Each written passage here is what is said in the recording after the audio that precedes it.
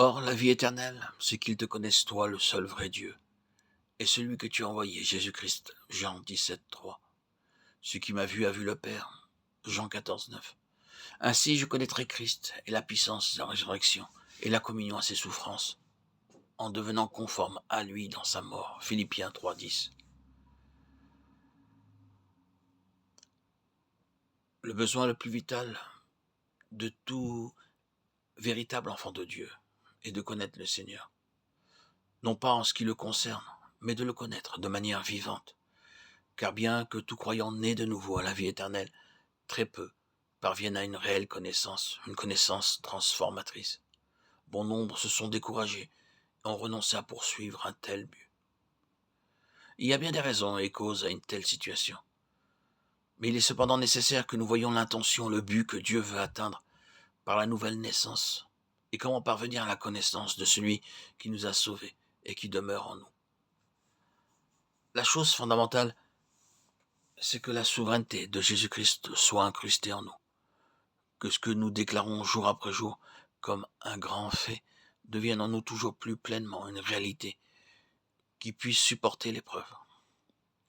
Nous sommes dans un temps où le besoin de le connaître est dans bien des cœurs, car l'enlèvement de l'Église est l'objectif et la priorité vivante du Seigneur.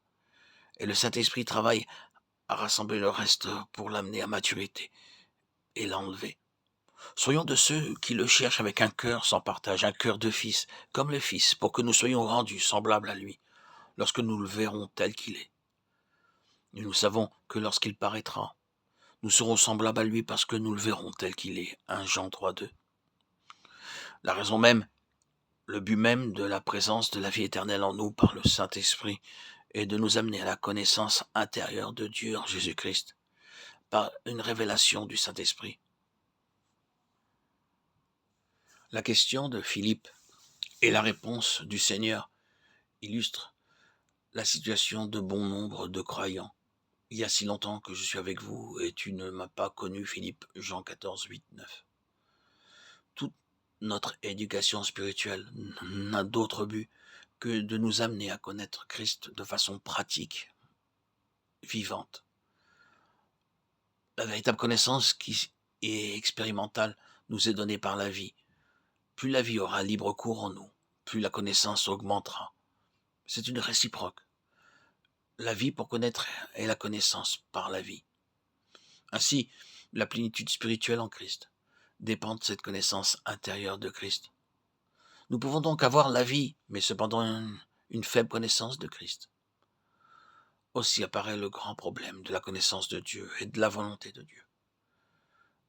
Le mot volonté ne stipule pas seulement ce que Dieu veut, mais renferme également en lui-même le sens d'un tout complet qui doit être accompli en parfaite conformité avec les principes divins et implique conséquemment le comment, le quand, les moyens, méthodes, ressources. Et ceci vient appuyer le besoin profond d'être sous la main du Saint-Esprit qui seul peut nous amener par les voies de Dieu à une connaissance vivante du Seigneur. Il y a en nous une conception naturelle des choses quant à la façon d'agir et d'accomplir, qui aura à faire place à une conception céleste et divine, afin de voir les choses comme Dieu les voit, les conçoit, qui appartient à une autre vie qui est en Christ.